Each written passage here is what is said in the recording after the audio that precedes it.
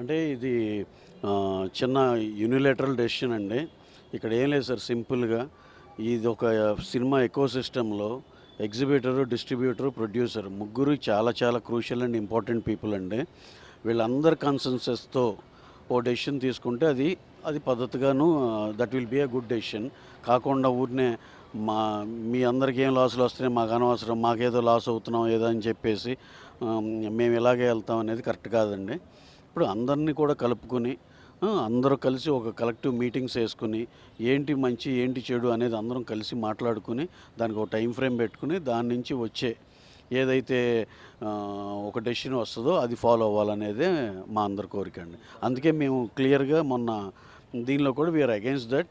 మీరు ఇలా over night మేము ఇలా కుదరదు ఇలా చేస్తామంటే దట్ ఈస్ నాట్ రైట్ అనే దాంట్లోనే మేము కూడా మా ప్రొడ్యూసర్స్ అందరి తరపున గిల్డ్ నుంచి మేము అందరం కూడా ఒక సర్క్యులర్ రిలీజ్ చేసామండి.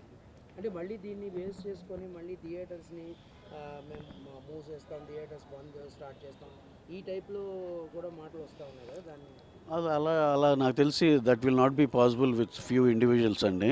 ఎందుకంటే ఇక్కడ ఇప్పుడు మాకు థియేటర్స్ ఉన్నాయి, మేము కూడా దాని మీద ఏమి వీఆర్ అగేన్స్ట్ ఇదే, మేము హ్యాపీగానే ఉన్నాం, రన్ చేసుకోగలుగుతున్నాం అన్నాం అని చెప్పి నేను అందరికి అదే సిస్టమ్ ఉంది ఎవరు ఇబ్బంది పట్టలేదు అనే పాయింట్ అయితే అంటలేదండి. కానీ ఇది మేమందరం స్టిక్ అయింది ఏంటంటే ప్రాపర్గా ఇప్పుడు ప్రొడ్యూసరు హ్యాపీగా లేడు, డిస్ట్రిబ్యూటర్ హ్యాపీగా లేడు, ఎగ్జిబిటర్ హ్యాపీగా లేడు. మీరు అనే దాంట్లో ఒక ఎగ్జిబిటర్ మాత్రం సపరేట్ చేసేసి మేము ఇలా వెళ్తే మేము బెటర్గా ఉంటాం అనేది కరెక్ట్ కాదు. అందరూ దీంట్లో స్టేక్ హోల్డర్స్ అందరినీ కలెక్టివ్గా తీసుకుని దీంట్లోంచి ఒక కమిటీ తీసుకుని what are the merits and demerits about this, if you go for this decision what would be the other effects, ఇవన్నీ చాలా కూలంకుషంగా డిస్కస్ చేసుకుని దాని తర్వాత ఒక రిపోర్ట్ తయారు చేసుకుని దాని ద్వారా మనం ముందరికి వెళ్ళాలి తప్పితే ఊరినే ఓవర్ నైట్ దీంట్లో మాది డెసిషన్ ఇది, మేము దీనికి అగెన్స్ట్ మేము ఇలా అయితేనే చేస్తాం, అది కరెక్ట్ కాదండి. ఎందుకంటే మనందరం ఒక సినిమా ఫ్యామిలీ, ఒక ఎకోసిస్టంలో ఉన్నాం అందరం. ఒక సింగిల్ ఒక సెక్టర్ వచ్చి ఇలా చేయటం అనేది కరెక్ట్ కాదండి. దీని అన్నీ మేము అందరి మధ్య కూర్చుని మేము రిజాల్వ్ చేసుకుంటామని అనుకుంటున్నాం. హోప్ ఎవ్రీథింగ్ గోస్ ఫైన్ అండి. ఎందుకంటే వాళ్ళు పర్సంటేజ్కి దానికి అది వేరే టాపిక్, ఇది వేరే టాపిక్ అండి. ఇప్పుడు వచ్చిన ఇది రెంటా పర్సంటేజా ఏదో ఇది వేరేదండి. That will be address later on అండి, అది వేరే విషయం. సార్ ప్రతిసారి సమ్మర్ వచ్చినప్పుడు డ్రై సీజన్లోని పర్సంటేజ్ సిస్టమ్ అనేది వస్తుంది సార్. ఈ ఇయర్ అది వచ్చింది, లాస్ట్ టైం కూడా వచ్చింది.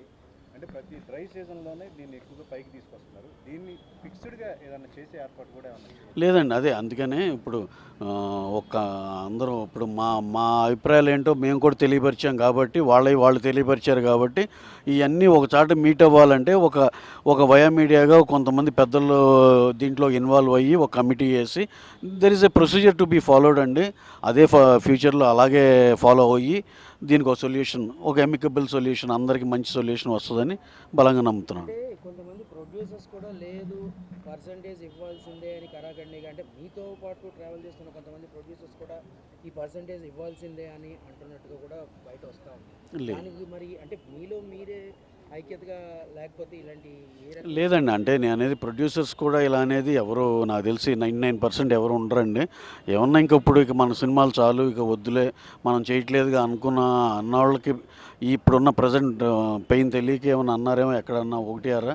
లేదండి, మేము అందరు ప్రొడ్యూసర్లతో మాట్లాడితే అందరూ ముక్తకంఠంగా మేము ఏదైతే సర్క్యులర్ ఇది రిలీజ్ చేసాం దానికి మద్దతు తెలిపినాకే మేము అది చేసామండి. సార్ మొన్న మీరు ఇచ్చిన ప్రెస్ నోట్లో సునీల్ నారాయణ గారు, సురేష్ బాబు గారు, అల్లు అరవింద్ గారు వీళ్ళు ఎవరు పేర్లు లేవు, అంటే సపోర్ట్ చేయట్లేదా ఎట్లా?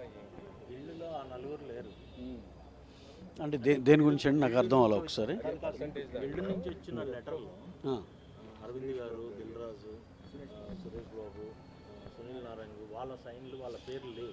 అంటే ఇప్పుడు దాంట్లో మళ్ళీ అదేమి కాంట్రవర్సీ థింగ్ కాదండి. ఇక్కడ పాయింట్ ఏంటంటే అక్కడ మేము ఇమీడియట్గా ఎవరెవరో కలిసామో వాళ్ళ పేర్లు పెట్టుకున్నాం. వాళ్ళు ఆ రోజున ఎవరెవరు సినిమాలు ఉండి ఎవరెవరు కలిసామో వాళ్ళ పేర్లు ఉన్నాయి. కానీ మిగతాది ఏంటంటే వాళ్ళు అందుబాటులో లేకపోవటం ఇంకోటి రీజన్ల వల్ల తప్పితే వాళ్ళందరూ కూడా నాకు తెలిసి వాళ్ళు ఈ ప్రొడ్యూసర్ రోల్ వైపు ఉంటే వాళ్ళు అన్ని సెక్టర్లు ఉన్నారు.